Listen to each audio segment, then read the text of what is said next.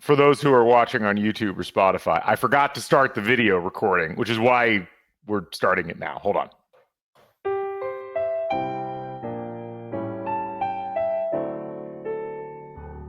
You're listening to the Back Home Network, presented by Home Field Apparel.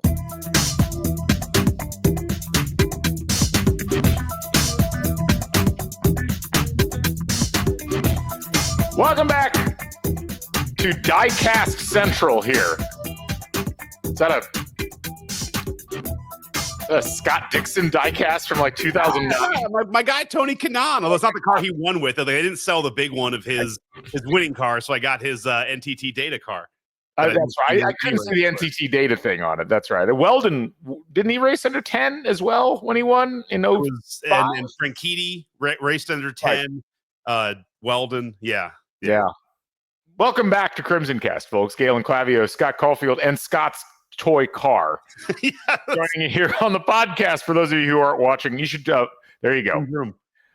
If you'd like to watch along and see Scott getting that car way too close to the camera, you can do so on YouTube. Subscribe. Go to backhomenetwork.com, or no, just Back Home Network, not .com. When we do our in-depth attenuator discussion, that's what I'm going to start talking about. Even though this is like the old body kit. It's like a 1984 race broadcast where Scott's got like a model and he's going to start pointing at things. It's like, and this is where the fuel goes in. It's just with Scott and I always go back and watch old races on YouTube during this time of month and of May. Not like the middle of every month, just May. But we've been watching the 83 race separately and then comparing notes. And wow, there's a lot to say there. It is, yeah. I mean, I've always had the dream of like maybe we just do a rewatch of an old race and do a podcast on it for like the 7 other people who might be interested. But yeah. Well, I was just gonna say it is if you like Indy 500, all of the races are on YouTube. I used to record them on like ESPN Classic, but they're all on YouTube now, and they're just fascinating because the production value is wild. The stuff they talk about is wild. The fact that pre-85 they're like half recorded, half sending on live, and the stuff they talk about, the way they treat wrecks and drivers, like it's all nuts. And you see great, like if you go far enough back, I'm not talking that far back, but you go to like 78 or 79 when cars were still doing 200 miles an hour. It's like AJ Foyt has guys coming over in the pits wearing jeans. Yeah. Like, what is going on? Well, it's funny. It's actually under 200 miles an hour because this 83 race we're watching is, I think, the first race where the pole sitter breaks the 200-mile barrier in the 4-lap average, Teo Fabi. And they start so first of all, but you know what? We need to hit our sponsor first before we get into this. We are sponsored by Home Field Apparel, who is particularly pertinent to this conversation, as they have one of the best Indy 500 apparel drops that you're going to find. I am really upset, Scott, because there was a shirt in here I absolutely wanted. It's this black Indianapolis motor. You didn't do it? You didn't pull the trigger? I was gone when it dropped, and I got here, and it was out of it was sold out in my size. But so many other great ones. I love that tie-dye T-shirt. I don't really dig tie-dye generally. That's awesome. They got great hats. They got these ringer tees.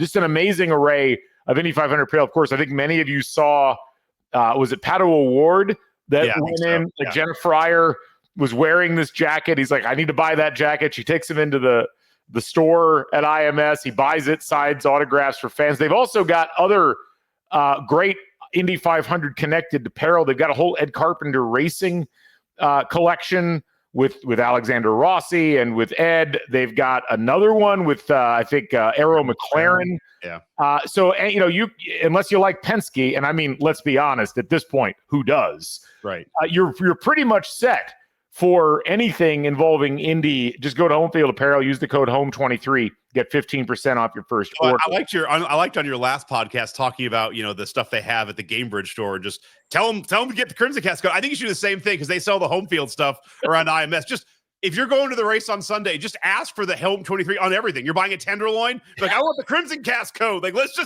if we can break IMS just everywhere you go. Like, I want the Crimson Cast code for the beer. Crimson Cast. Someone will believe. Yes, I'll get a 24-ounce can of Miller. Just use the Crimson Cast code. That's great. No, my first purchase. Don't I get something? It's kind of like when you used to joke about the using the code to get like $100 off or just making up fake codes. Yeah.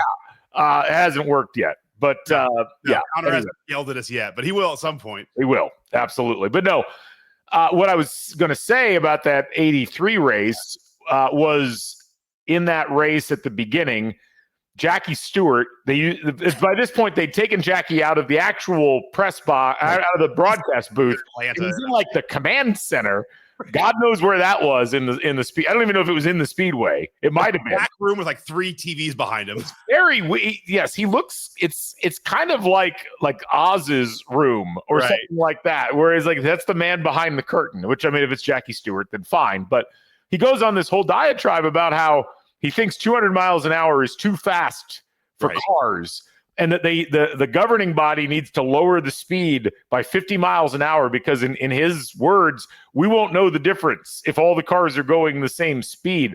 It's hilarious, though, because in that race, you're watching it, and with the benefit of an extra 40 plus years of watching, it's like, wow, those cars are slow. Yeah. They're going like 190 through the turns. It's like, that's a slow car. So it did make a difference, Jackie. I'm sorry. But there's also during the middle of the race, they go to a pre-cut segment of Jackie Stewart basically doing 10 minutes on how unsafe the track is and how they need to do with pit lane modifications, which are all kind of true, but it's like I remember I called you or left you a message. It's like, is this really how we promote our sponsor race that we're doing? Is like sit there and just bitch about how unsafe this all is and all of the changes, like Jackie Stewart views on the paddock. It is interesting because as we've talked about on this, the one time or 2 times a year where we talk IndyCar and Indy 500, we've mentioned this before, that the race used to be on Wide World of Sports tape delayed.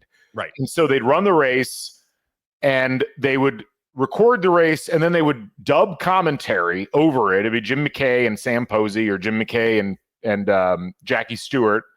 And then they'd air it at 8:00 that night on ABC.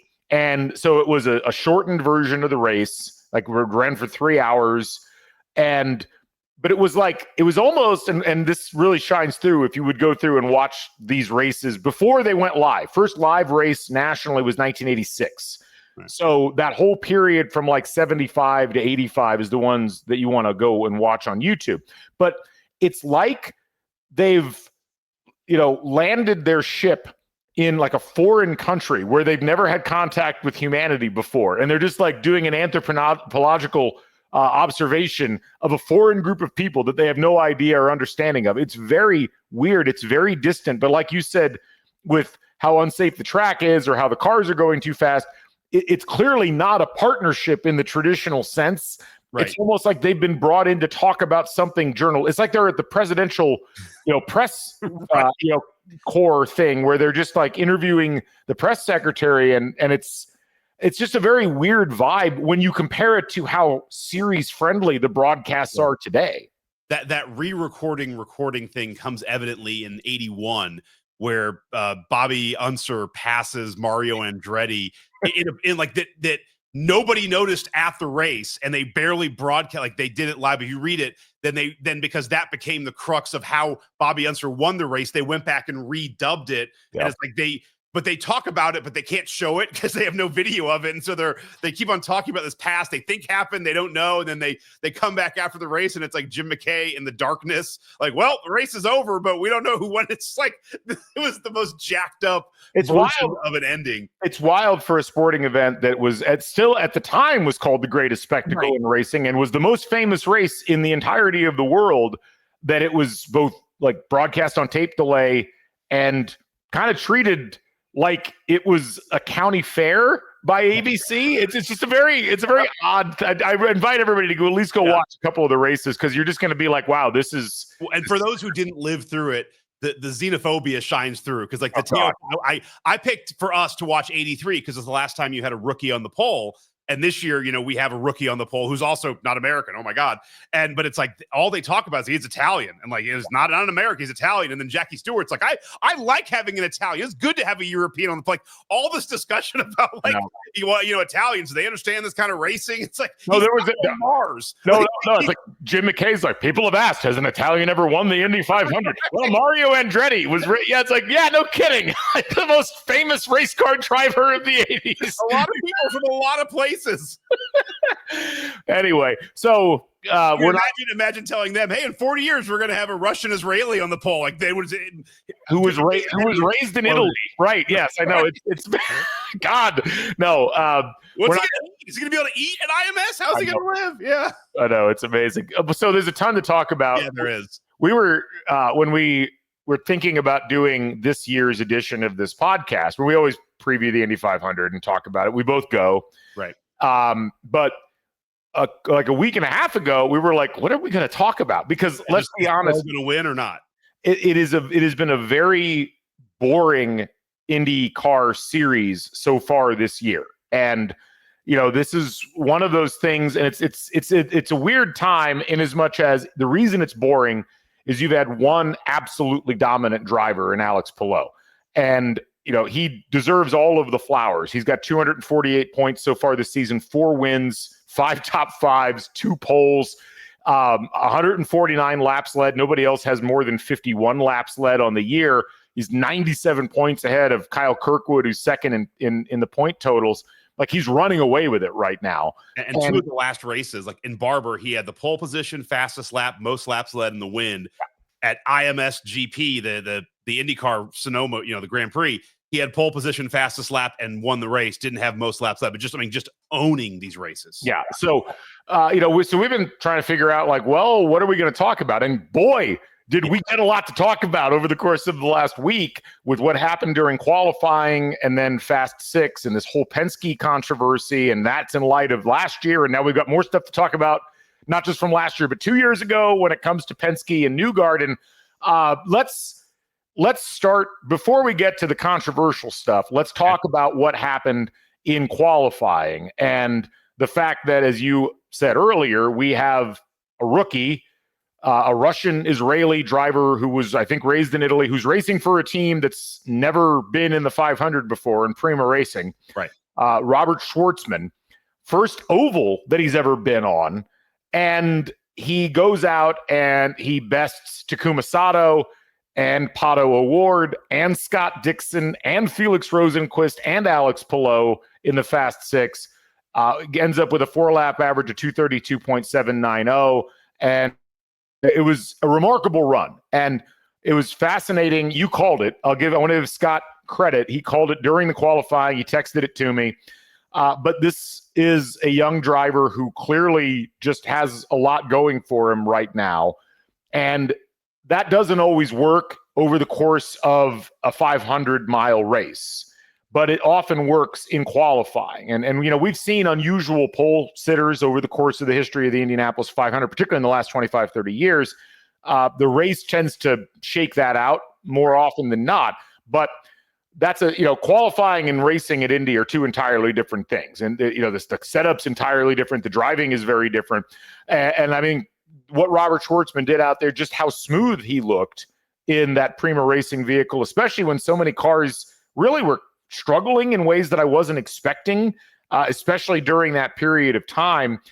But Scott, it was also kind of a weird product of the fact that they hadn't run at all that late in the day, and they end up running like post 6 o'clock on the qualifying.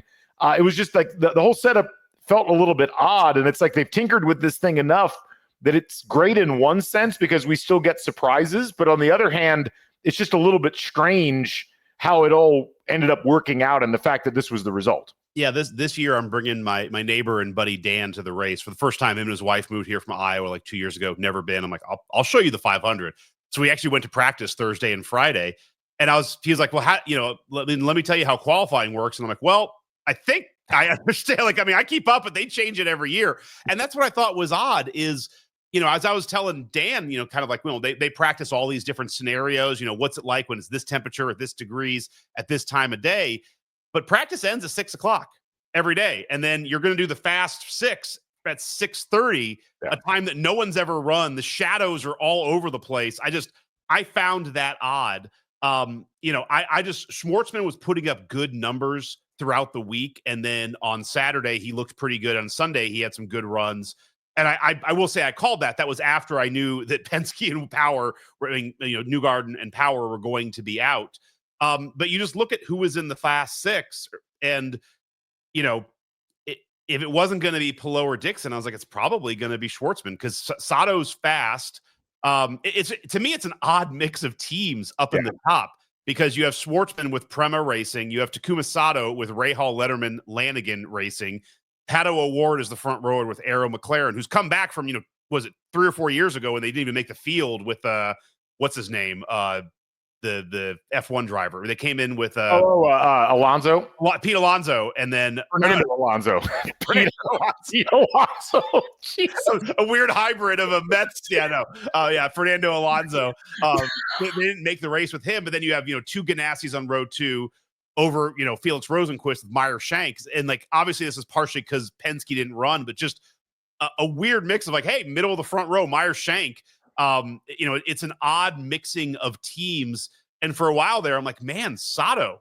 Like if Sato's been interesting because when he won his second 500, you and I had the discussion of like, he's really putting himself up there in some pretty rarefied air. And that's what I was thinking is like, dude, if he holds on to the pole, right, that just adds another. I mean, he's like, what, 50 years old or 49? Like he might've been the oldest pole sitter. Like it just adds more to the legacy. Even a front row start for Sato. He quietly has one of the best resumes out there that probably nobody thinks of for the 500. And I was just thinking like a pole would have been cool, but I do like Schwartzman there, but I'm with you. That's why I was interested in seeing the Fabi race in 83. Like I'm curious to see how this shakes out for Schwartzman. Is he able to lead the first couple laps, or is he going to get stuck in a little bit of traffic and then suddenly shake down? Like I'm curious to see how that goes. Yeah, no, it's first of all, Sato's 48. You were close. Okay. Yeah. I think Elio's 50. Sato's 48. It is funny. I think about like how like my mom would make fun of AJ Foyt for racing in the Indy 500 when he was like 52. Yeah. And now we've got our own version of those guys who were young when we first started watching them. It's this is the circle of life. Yeah, it is. But yeah, the Schwartzman thing is interesting because I don't worry so much about the start.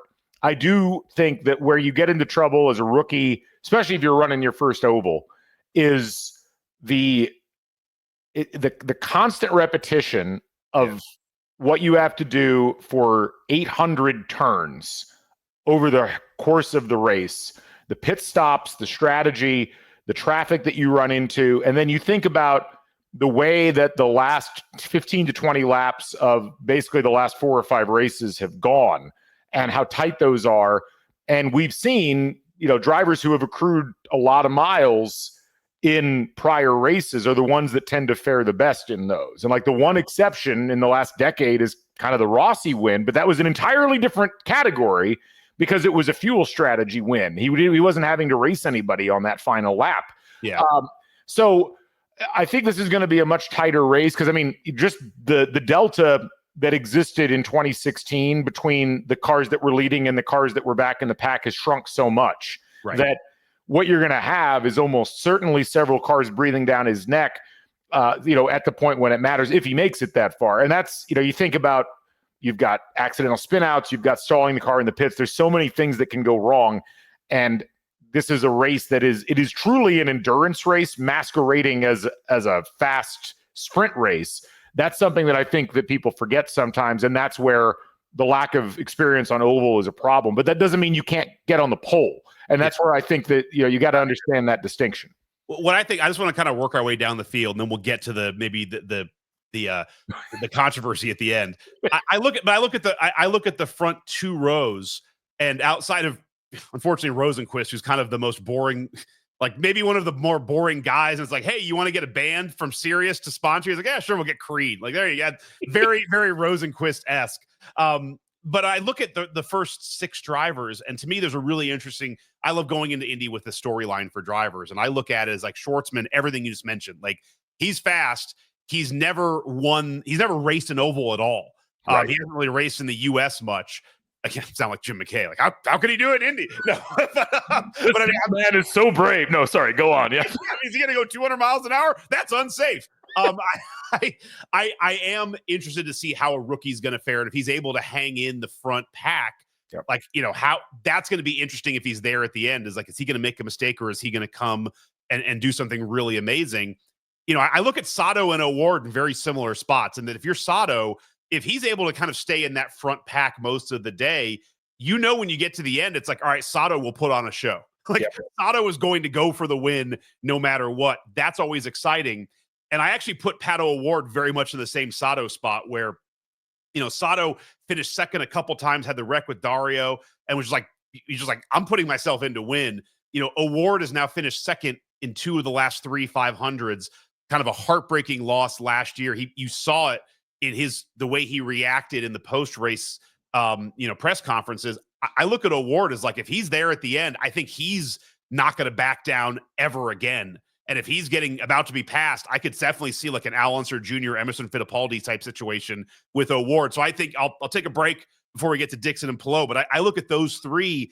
I think they're all fascinating in their own way if they're in the lead pack at the end. So the last time a rookie finished in the top 10 was 2020, and it was Pato O'Ward, who finished 6th in that race. Last year, Christian Rasmussen finished 12th.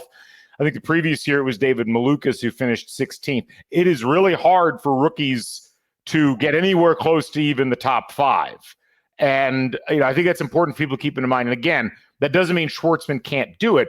It just means there's a reason why rookies generally do not do well in the 500. It is such a unique beast, even among ovals at this point.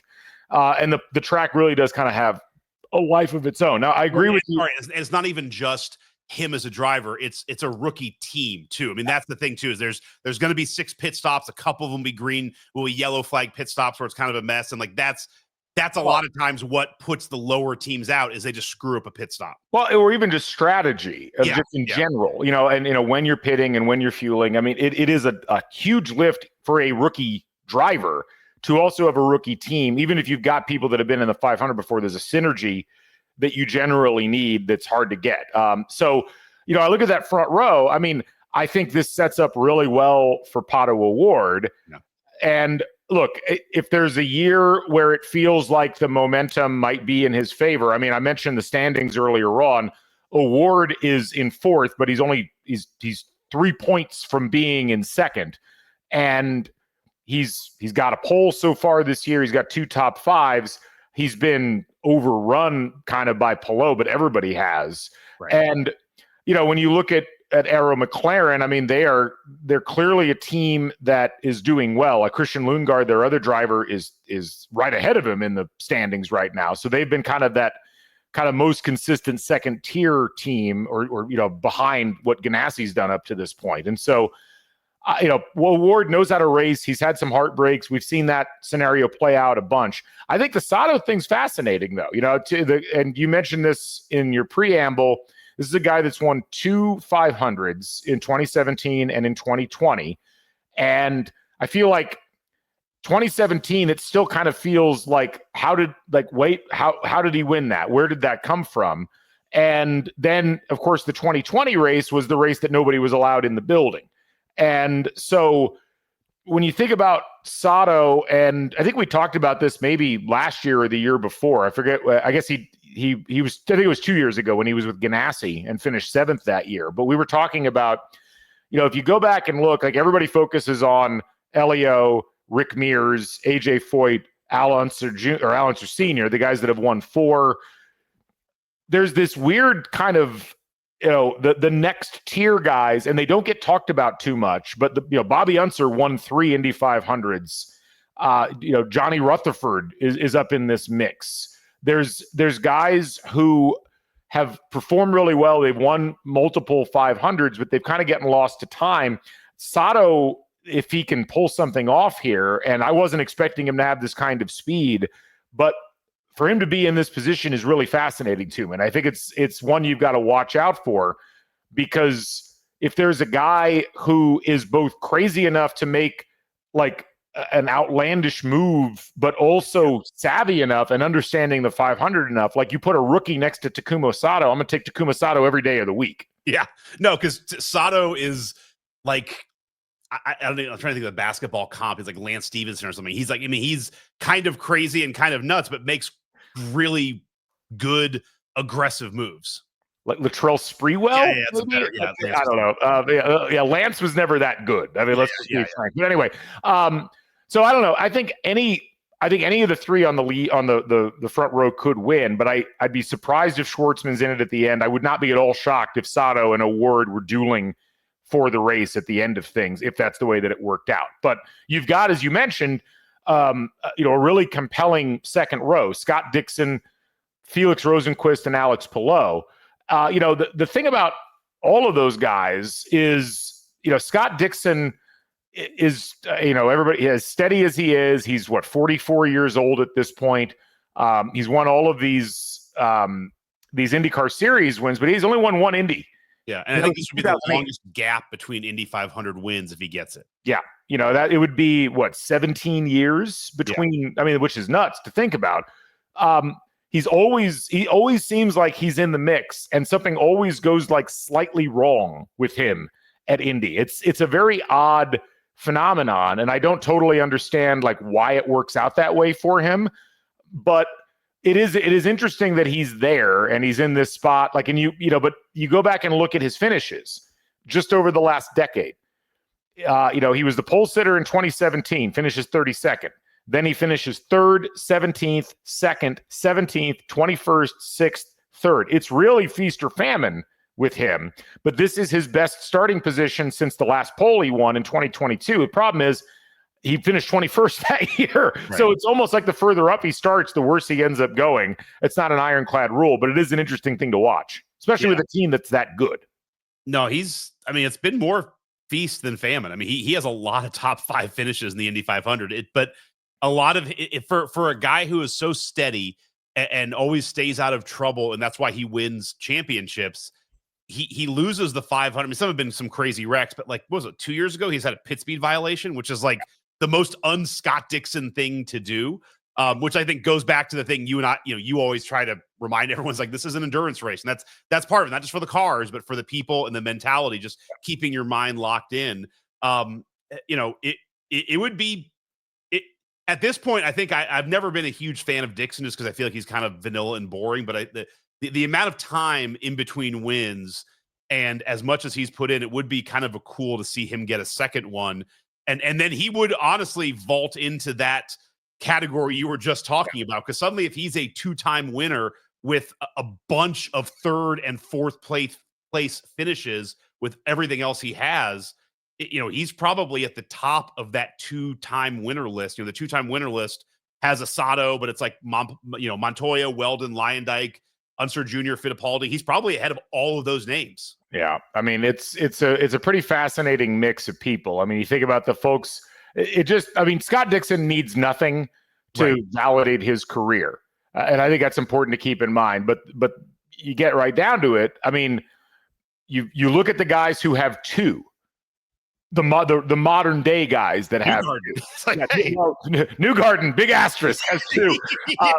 Otto has 2.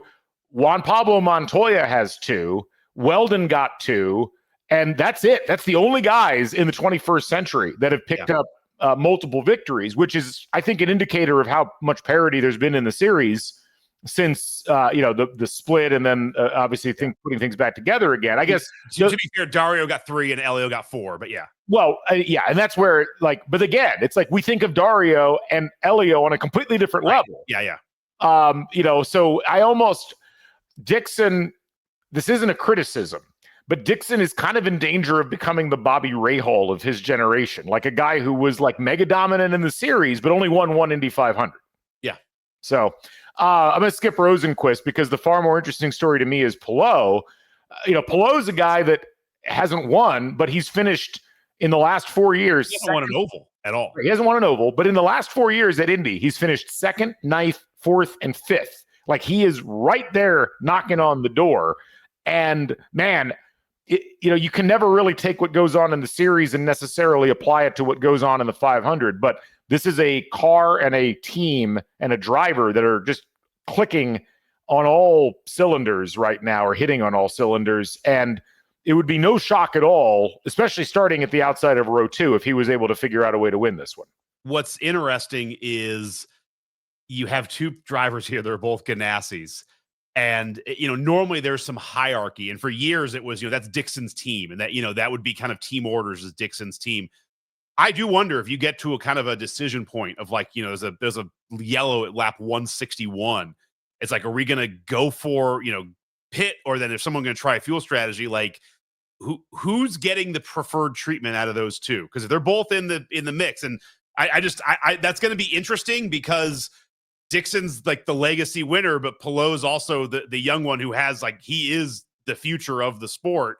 That could be an interesting spot that Ganassi's in if he has to make a call between the two of those. That's what I wonder could happen there. But no, I mean, it does feel this feels similarly to like where Will Power was a little bit, or Simon Pagenaud, where they were just eating up the series but couldn't get a win. And then you look back, it's like, oh yeah, well, of course Will Power and Simon Pagenaud were going to win the 500 because they were awesome drivers, and they finally did. And that was kind of Power's thing, is Power had won like a couple ovals, but not many other. Maybe with Pagenaud too. And then it's like they were able to get it done. And that feels like where we're at with Palo. Is it feels like sometime in the next 3 or 4 years he's going to get one, and then retroactively you'd be like, of course he's a really good driver. Absolutely. Going to rows 3 and 4. This is where it gets wonky, just in terms of the guys that are there, and again, like, I wouldn't be shocked if we got a winner from either of these two rows, but we've fallen off these are sure things kind of people. Like, if I get these guys in the draw game on Sunday morning, I'm going to be a little upset. But, Malukas, I thought had performed very well in qualifying. Marcus Ericsson's been, fine. Has a guy fallen off from being a winner as quick as Ericsson? Like, he gets changed teams, and now it's kind of like, well, Ericsson might be done at the end of this year at IndyCar. I know. No, he didn't win that long ago. No, no, he did not win that long ago. He run in 2022. That's a great question. I mean, yeah, because Pagenaud didn't really fall off that quickly. Ryan Hunter-Reay maybe would be the last one. From America, but I think he still stayed with Andretti for like 3 or 4 more years. Yeah, but he wasn't very good in those 3 or 4 years. I mean, I think prior to that, you'd have to go all the way back to Buddy Rice. Yeah, and that was a different era. That was a completely different era, absolutely. Yeah, it's just weird that he's already changed teams, and it feels like Ericsson's kind of being washed out. Yeah. A win here would definitely help, but it's an Andretti team which has had middling success in the 500. Yep. Obviously, McLaughlin, we're going to hold to talk about until later because we really need to tackle all the Penskes at once. Connor Daly, he has been very fast at Indy. Yeah. He has, and he had that one period, I think, where he led a couple of laps. So was that 2023, maybe? But this is one where it's like, is Juncos really going to be a team that gets you 6 blazing pit stops and the best strategy to go up against everybody else? Now, the one I'm really curious about is Alexander Rossi. And here's why. Like, Ed Carpenter Racing has generally been pretty good at the 500. They do ovals really well. And this is, would you say this is the best driver they've had in an Ed Carpenter Racing car at Indy? Yeah, I mean, Ed Carpenter's been pretty good. I mean, he won 2 poles. He finished, I think Ed Carpenter's a great qualifier. Okay. But I think as far as like a driver, is this the best ECR driver that we've seen in a 500? Probably. Yeah, probably. I mean, Newgarden was on that team for a while. He was just really young. Right. I think you can't take embryonic Newgarden. You're right. Yeah. So I think you're probably right. Yeah. And this is a guy who, it's been a weird month for Alexander Rossi. His wife gave birth to their son like 3 weeks ago or 4 weeks ago. And he was in the top 12, but he ended up finishing last in the qualifying at that level. I don't know. I'm just curious to see. The one thing I worry about with Alexander Rossi is he was in that Java House commercial, which, if you haven't seen it yet, might have been the worst IndyCar related ad I've ever seen. It's not his fault, but I worry that the stigma from that might be too much for him to carry into the race itself. He's also, outside of 2 bad years, his finishes at Indy are 1st, 7th, 4th, 2nd, 27th, 29th, but then 5th, 5th, and 4th. Exactly. I mean, there's a lot there that, again, he's in kind of that spot where if he gets a second, I mean, he's always going to have, like, he won the 100th running of the 500. If he gets a second, assuming it's not also on fuel strategy, that would be a wild way to do it. But I mean, you get 2, you still got 2. But if you have 2 wins with a second, 2 fourths, and 2 fifths. It's like another top 10. That's pretty good for your first 10 years at Indy. And I mean, you go back and look at, and I'm trying to solve my own question about the best ECR driver. So last year they had Rinus VeeKay and Christian Rasmussen, and VeeKay finished 9th in that race. The previous year, VeeKay finished 9th. Connor Daly was racing for them. He finished 8th. You had Daly finished 6th in 2022. I'm going back and looking and seeing if anybody else challenges. I forgot about Ed Jones. Ed Jones raced for ECR, and they finished 13th. Carpenter himself finished 2nd in 2018. And as you mentioned, Newgarden finished 3rd with them all the way back in 2016. And that was the same year that J.R. Hildebrand finished 6th for them. So I'm going to go ahead and say Alexander Rossi, this vintage of Alexander Rossi is the best ECR driver that's been in a 500. And this is a team that is kind of overdue given the number of top 10s that they've had.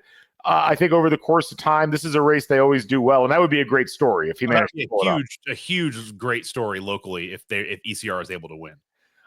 Getting back into 5 and 6. So you've got Kiffin Simpson, who's in that last Ganassi vehicle, Ed Carpenter himself, and then of course Santino Ferrucci, who's always a wild card. He's fun. I like him. I mean, he feels like a guy who needs to not be in AJ Foyt Racing team. Like he needs another team drastically, but he's raced very well in the 500. Stingray Robb in the middle of row 6. Yeah. And then you start, you're drifting back into these are the Howdy Holmeses of the present day, or the Lone Star JR in like 85 or 86, where it's like, oh man, Rutherford's running again or Sneva's running. That's kind of what I feel with like Hunter Ray and unfortunately probably Castro Nevis. Obviously, you've got Kyle Larson, who can we stop talking about the double? Does anybody actually care about the double? No, I just feel like it's such an overplayed. And it's a great accomplishment. It's an amazing athletic feat. It's just not interesting. Right. So well, it'd be cool if somebody won them both. Yeah.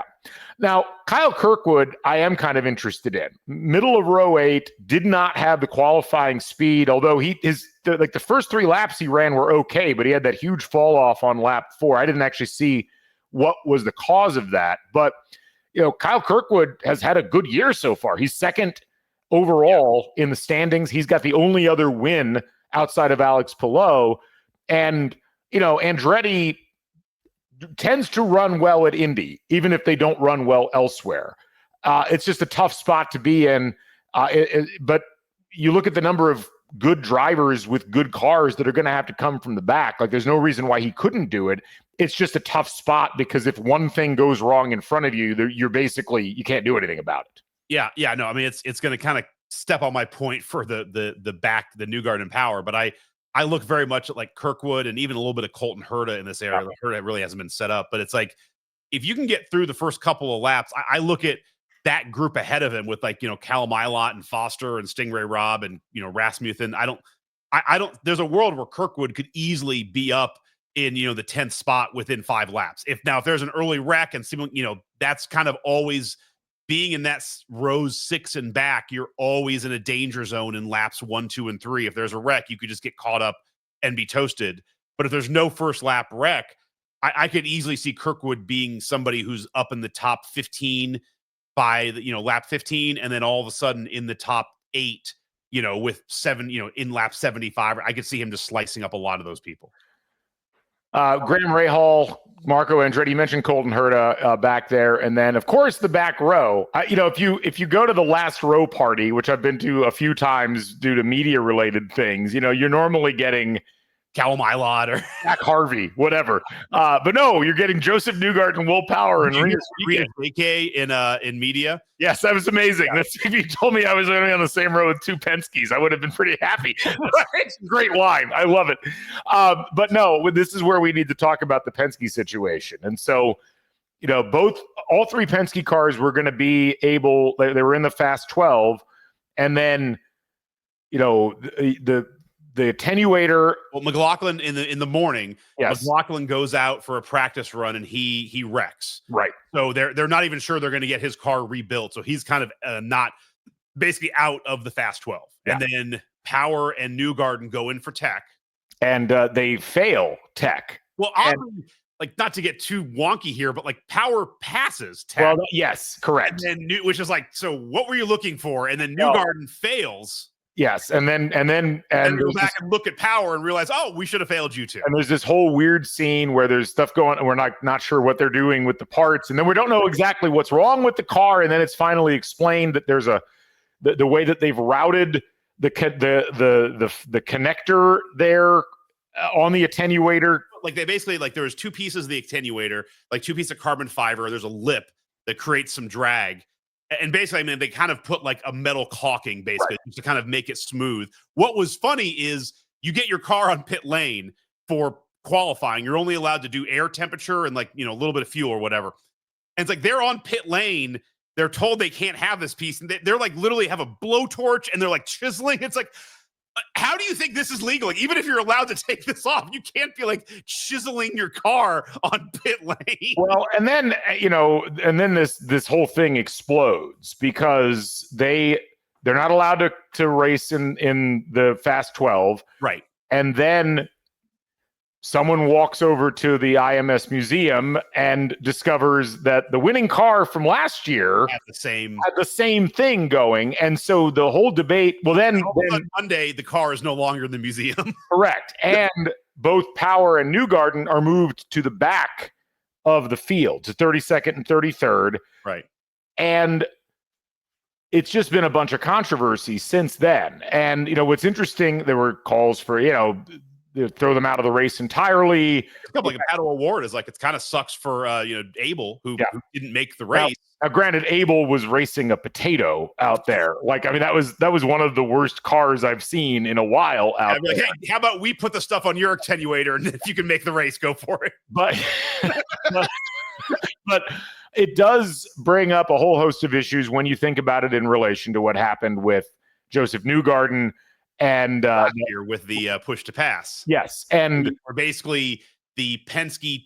I'll very quickly make this for those who didn't keep track, and correct me if I'm wrong, but basically, you had so much push to pass time, which is now hybrid, but last year you had push to pass buttons, and basically Penske was able to modify their car to get unlimited push to pass as a practice simulation. They forgot to turn it off, and then Newgarden was just using push to pass all over the place, and he said, "I didn't know," but the funniest thing with that is, like, tell people who don't know racing is like the push to pass doesn't work on restarts. Like that is not a fact that everybody knows. And if you watch race car drivers, they got a lot of shit to do in the car. You just don't push buttons that don't work for no reason. But yet Newgarden was pushing the push to pass all the time on every restart. It was like, I just wanted to see what would happen. It's like, okay, you don't just turn knobs, and like, it's not just like my 5-year-old in an aircraft simulator. Just like, what does this do?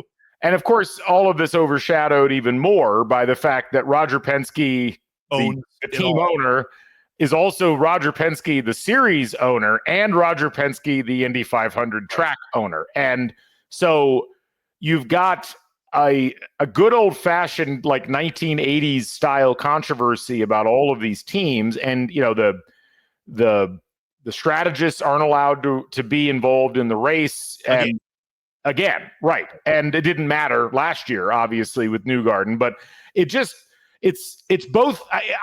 Most years I would say this is unfortunate. I actually would say this is maybe the best thing that could have happened to Indy this year because of how few real good storylines there were. And then quals, like the second day of quals, gave us not just a rookie pole sitter, but also it gifted us this Penske controversy, one that's not going to go away. And look, it's not impossible to start at the back of the field and work your way up.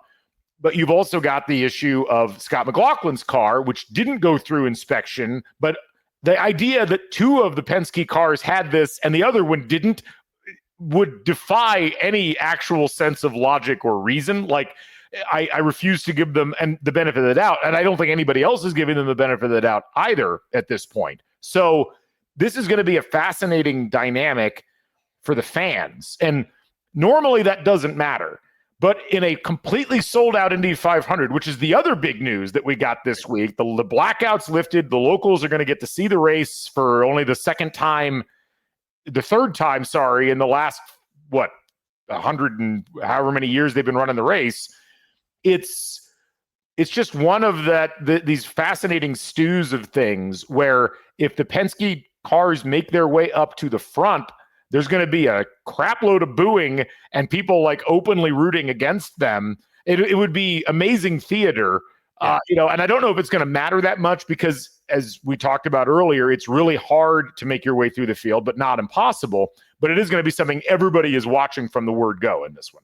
Yeah, and like, again, been talking to my neighbor Dan, who's just not into racing at all.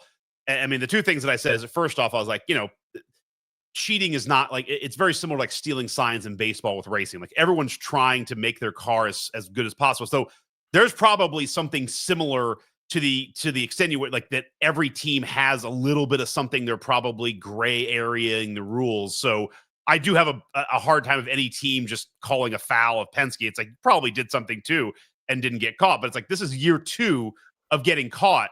The other thing that I've had, but it's also the series owner too, and that's honestly, if this was Arrow McLaren, I don't think anybody would care that much. No, you're right.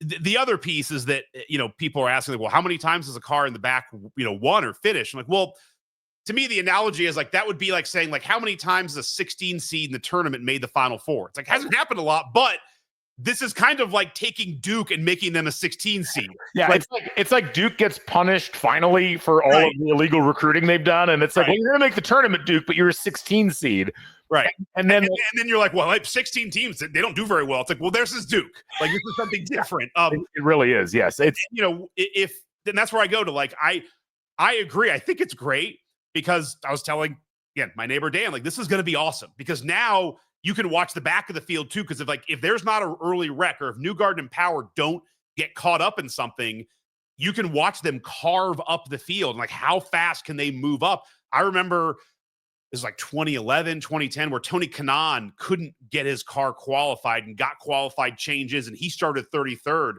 And his first lap was electric. He passed like 11 cars. Now, Kanaan is a special kind of driver, but I could see Newgarden doing something similar. I could see them both being aggressive.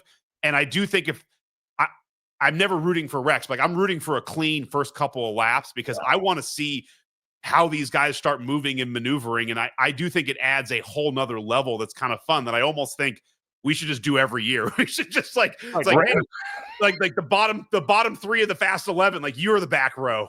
Well, and you made a good point about the cheating. I mean, it is something that happens in every series of racing, like from go-karts through sprints all the way up. I mean, watch Drive to Survive, and you'll see it there too. It's just part of it. Now, the bigger problem for Indy, and I don't know how they address this. They can't do anything about it this year.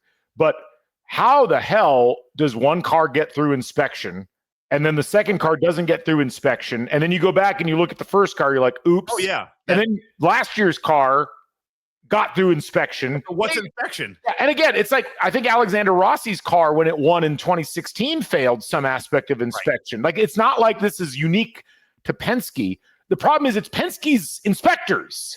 Because he owns the track and he owns the series. So it's really hard in this scenario to look at it and say, yeah, this is fine. This happens all the time because it doesn't like that. And, I mean, what was it? I think F1, the management of F1 and the media of F1 have to be completely divested. Here, it's all under one roof because it's a much smaller series from a financial perspective. And so it's not going to ruin the 500. It's not going to ruin the series. It's not going to ruin the reputation of any one of the drivers. Although Joseph Newgarden, I think for most people now, they're just kind of like, I'm not seeing like the image that gets projected because of how photogenic Newgarden is and how good he is with the press is really running counter to what you're seeing out of these sorts of incidents where it's like, you can't keep saying, gosh, I had no idea. It's very Rick Pitino-like. Yeah. Well, the other thing you have with Newgarden that name drop, I got to meet Ari Leyendyk this season. He came into one of the suites I was in for one of the practice days. Folks, I got the preview of this from Scott. It was not nearly as exciting as you would think it would have been. He wasn't as much fun as you thought, but he was talking about stewarding. But the point that I'm getting to is that we talk about getting his shit smacked in pit lane by AJ Foyt at all. I did not mention. I didn't ask him about that. He did not talk about that.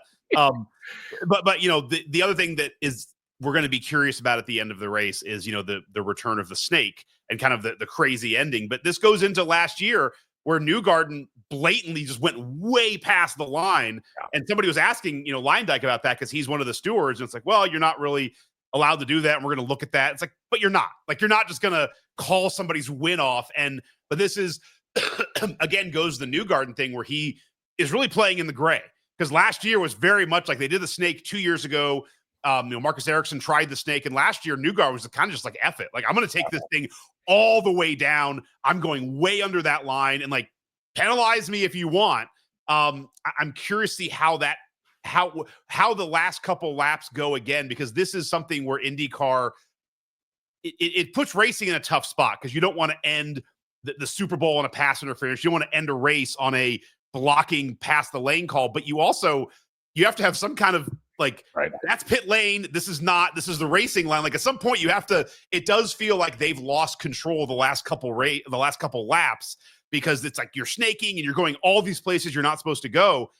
At some point it either needs to stop, or the series is going to have to penalize somebody harshly to cut all this crap out. And this actually is where we tie in the 83 race again, in that when you go back and watch those old races, you know, the beginning of the 83 race, they replay the last couple of laps of the 82 race, which is, of course, the famous Gordon Johncock, Rick Mears finish, where Johncock holds off Mears after Mears passes him on the front stretch on the final lap, and then Johncock cuts him off in the first corner and holds him off on the back stretch. And, you know, Jim McKay is constantly like, I've never seen anything like this before. And it's like, okay, calm down, Jim. But to some degree, he hadn't seen anything like that before, at least not at Indy, because there were not close IndyCar finishes. And the rare ones we would get, 82, 89, which wasn't an actual finish, but it was going to be, if not for the touching in turn 3, 92. And then it started happening more regularly. And now, with these cars being so fast and so close together, and frankly, the average ability of the drivers having gone way up in the last 15 years, Indy never really had to reckon with the idea that if you race the way that you race the rest of the race, you're going to get passed. So what do you do if you're leading? And you can't just not lead. Like, you know, voluntarily not leading is kind of dumb. But it ends up creating the situation where the driver's like, well, we're going to take it in our own hands because we're not just going to be sitting ducks. Right. But that's where the series, and I think with this particular race, has to figure something out, because the snake thing, it's dangerous, first of all. Like, I mean, we're one, and you know, you think about the pass attempt that Sato tried. What race was that where he crashed? Was it against Franchitti?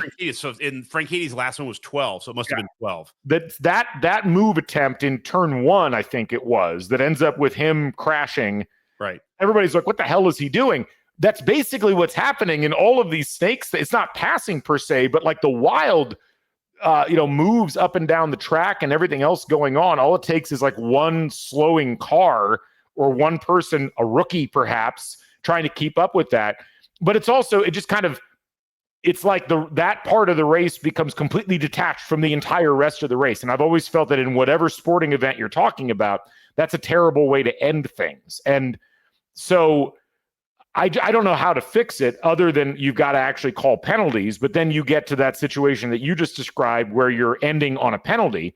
But then if you're not going to do that, then you're going to have this situation a third year in a row. And, enough people are sore about it after 2 years in a row. I have a hard time seeing it being something that people sit back and just be like, oh, that's fine, for a third time.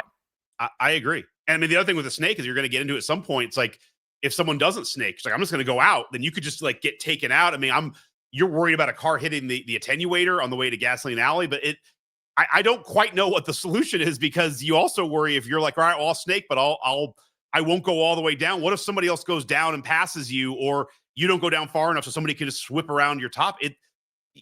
as you said, they almost have to do this, and they see that it works, and it becomes so hard. I mean, this is also a problem of a series that you basically have the exact same chassis since 2012, I think, or 2011. And you've had no real upgrades to the aero of this car.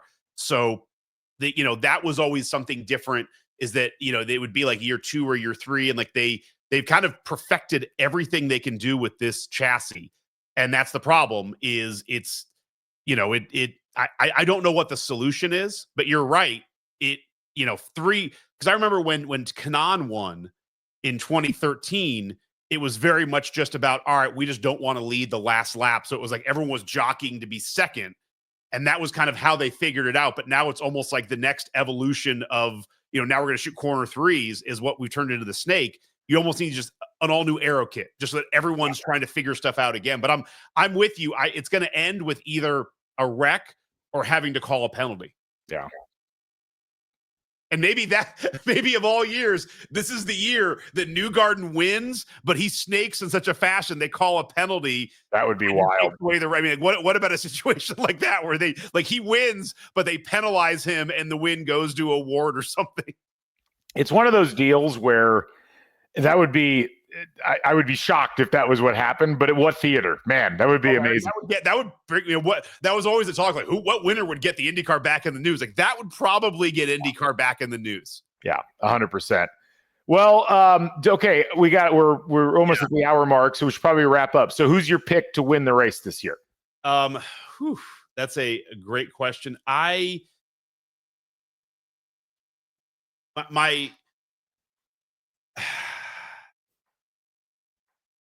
Everything. I need a minute. With this. I'm going to go with Pato Award. Okay. It feels like it might be his time. I'm just going to say Award. I really want to pick Palo. I would love to say one of the Penske drivers are going to come through. But I think Award, although I wouldn't sleep on McLaughlin, because I think he's starting in a better spot. I think the Penske teams are going to come with a chip on their shoulder to try and prove. But yeah, I think Pato Award seems right to me. What about you? I was also going to go with Palo. It just feels like a boring call. Yeah. And so you know what? I'm going to go a little off the grid, but I'm going to call back something that I was talking about earlier. I will pick Rossi. I like it in this. It feels he's been very under the radar all month, but we know that Ed Carpenter Racing knows how to race at Indy. We know that Rossi knows how to race at Indy. And I think if he can keep his head down and keep himself in the top 10 for a decent amount, that team's not going to make a ton of mistakes. They're going to play smart strategy. And I think between the sheer red hot hatred that Arrow McLaren has for Ganassi in particular might end up with those two teams kind of almost psyching each other out. And, if you've got someone that can come in and just be steady throughout all of that, I think if he's got the machinery underneath him, and I think he does. I mean, you're not talking about a huge difference. The top qualifying Ganassi car is at 232.05 and Rossi's at 231.7. Like, you're not talking about a whole bunch of variation in terms of speed. So I'll go with him. I think honestly though, you could just throw a dart at anybody in the top 12, and with maybe the exception of David Malukas, I wouldn't be shocked if any of them won the race. I'll ask you this: do Newgarden and or Power get up in the top 5? At the end of the race or at some point during the race? I mean, near the end, because at some point you can always lead on just some kind of crazy fuel strategy or pit thing. But do you think they'll be legitimately in contention in the top 5? I think Power will be. I think Joseph Newgarden has invited the wrath of the racing gods. I think he would have been fine if he hadn't decided to go jogging during the Fast Six. Or maybe I think it was actually during the bump period. But I think that was taunting the gods just slightly. And you just can't do that in Indy. Yeah. I'll go commune with them later and see if I was actually correct. But that would be so. I think Power weirdly has been under the radar. I kind of feel like Power got kind of swept up in this a little bit, but he has not had a great year. But obviously, he's not having a terrible year either. He's 7th overall. He's got 3 top 5s. And he's just been kind of quietly there throughout the course of the season. And obviously we know that he knows how to win at Indy as well. So I think he'll be in contention at the end. The last question I'll let you run with, because this is your beat, so to speak. But the weather, the only thing we didn't mention, it's going to be cold day. It's going to be the last, I remember in 92, it was like 58 degrees. And that was when Roberto Guerrero just spun out into the wall when he was in pole position. It was colder than that, wasn't it? It was cold. So it's not going to be that cold, but you're only talking of a high of 66. But you and I, a couple days ago, were like, the weather looks awesome. Like, this is what you want. And suddenly rain is coming back into the forecast. It's like showers in the morning, 57%. But you have better weather skills and forecasting than I do. What do you think the cold is going to play any effect in the race? But then also, what do you think the weather for race day is going to be like? So just for the record, about 92, I was talking to our friend Trisha Whitaker about this morning because we're like talking about plans to go to the race, and she used to be a reporter in Indy covering the race, and I was like, normally I die at the race because it's too hot. Right. And that's been the pattern. Like, we had that one race a couple years ago when I think the heat index was like 108. Yeah. It's been a while since we had even something that I would call like temperate for the race. Last year was the closest, and that didn't count because of the rain and the extended time period and the cloud cover. That 92 race, in the morning, it was 48 degrees Fahrenheit with winds gusting to 23 miles an hour, which meant that the wind chill was at 28 degrees. Which is why Roberto Guerrero spins out at the start of that race. It's not going to be that cold, thank God. But right now, depending on what weather service you're looking at, what we're looking at for the forecast right now for that day, as far as what I look at, I don't think it's going to rain. The forecast is for 65 with a real feel of 67, slight breeze. Times of clouds and sun. So even if there is sun, you're talking about a pretty chilly track, but it's not going to be a cold track. And a chilly track will make for some incredible racing because everybody's going to have an insane amount of grip. It's kind of what happened with quals. Like, qualifying this year was not that warm. I mean, I think it was 70, 73 or 72 on both days of qualifying. So I think the result of that is going to be less tire degradation and a lot of teams trying to figure out like how long they can make their tires last, which is probably going to lead to some weird fuel strategy because you're going to want to stretch your tanks out as long as possible because you're not going to need the tires. And so that is, I think, unfortunately, in big parentheses, they don't really care that much, but unfortunately it favors the teams that understand how strategy works at Indy.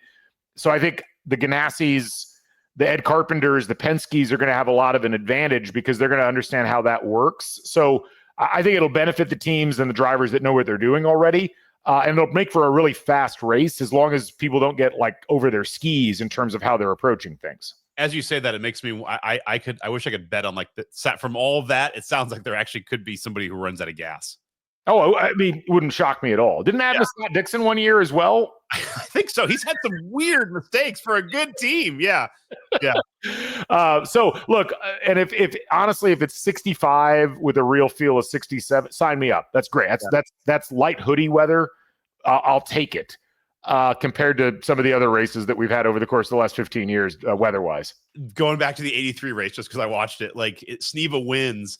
And he ends up saying his fuel light went on with 5 laps to go, but they were talking about that on the race. But it was funny. It's like they basically sent someone to the moon because they're like asking his crew chief like how much fuel? Like, we don't know. Like, they're doing calculations and like they're like Sneva doesn't know either. He doesn't know in the like nobody knows how much gas he has, and it's like it's just they're sitting there doing they're doing like stuff on paper. What is funny at one point, this is like in the middle of the race, they show a shot of Penske's pits.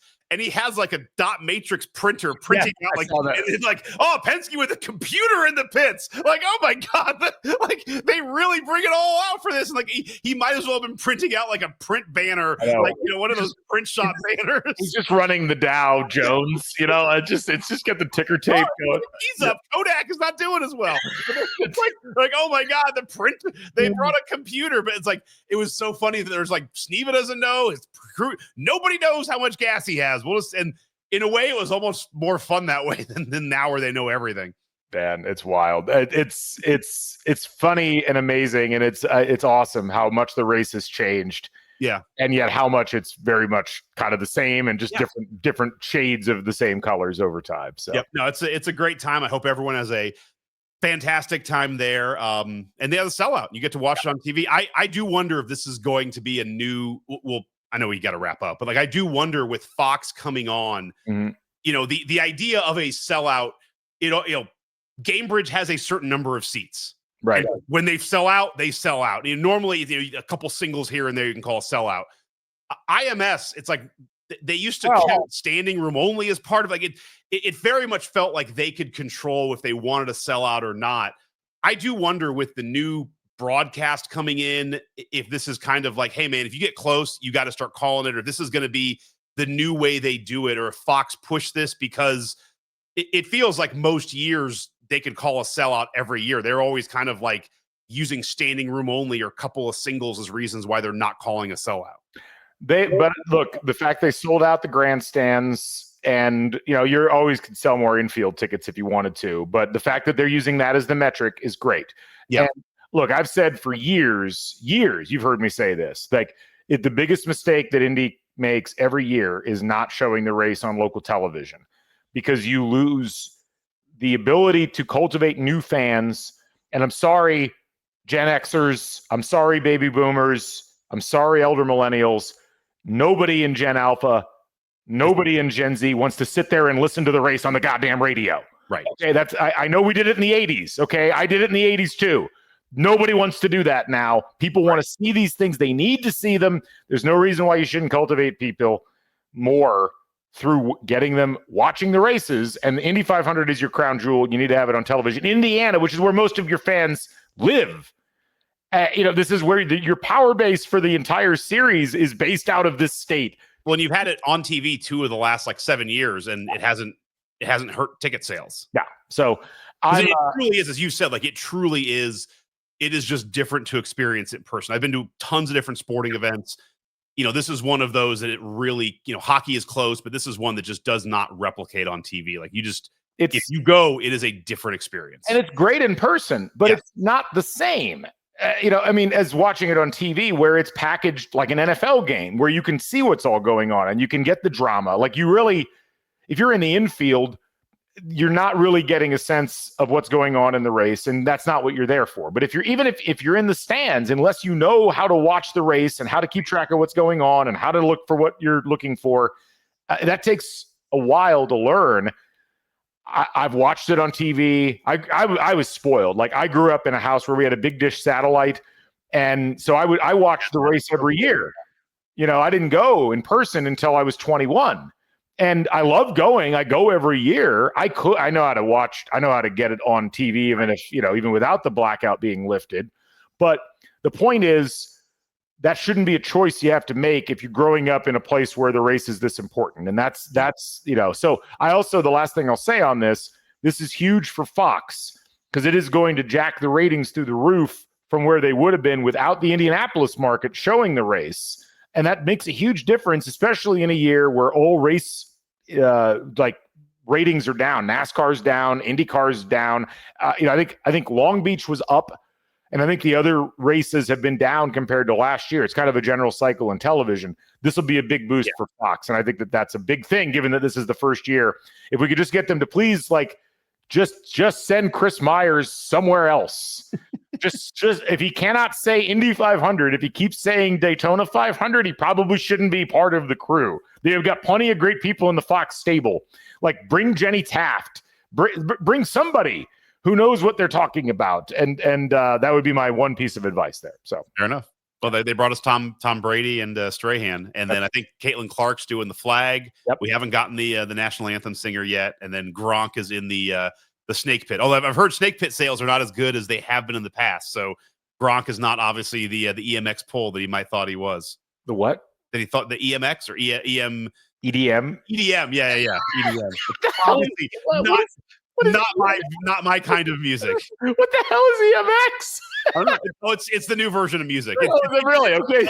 Above EDM. Before we go, I'm going to search EMX and just see what it is on Google. EMX Royalty Company, headquartered in Vancouver, is explores for and generates royalties for metals and mineral properties. So, hey, if you want a sponsorship, EMX, we got you covered. Use promo code METALS. We're 20% off your first. We're dumping home field and we're picking EMX up. I love it. So, all right, that'll wrap it up. Let's. We'll see you folks if you're at the race. Doing the double. You talked me into it. We're both doing the double. We're doing the double. I'm excited. It's going to be amazing. It's going to be a long, long day. Race in the at the midday, and then Pacers at 8. Whew. Iced coffee is going to get me through. A lot of Pepsi Zero for me, I think, but a lot of coffee in the morning, and then the Pepsi Zero later. We'll get some caffeine in us as we move forward. Anyway, that'll wrap it up for this edition for Indy 500 preview. As always, a fun time. Scott, thank you. Scott's got his car back out again. Thanks to you folks for listening in. Be sure to check us out on YouTube. Be sure to subscribe to the Substack, and be sure to tune in for all the IU football, basketball coverage, and everything else that we do. For Scott, I'm Galen. We'll catch you folks on the flip side. This is Crimson Cast. Stay never daunted. Bring back the Bison. So long, everybody.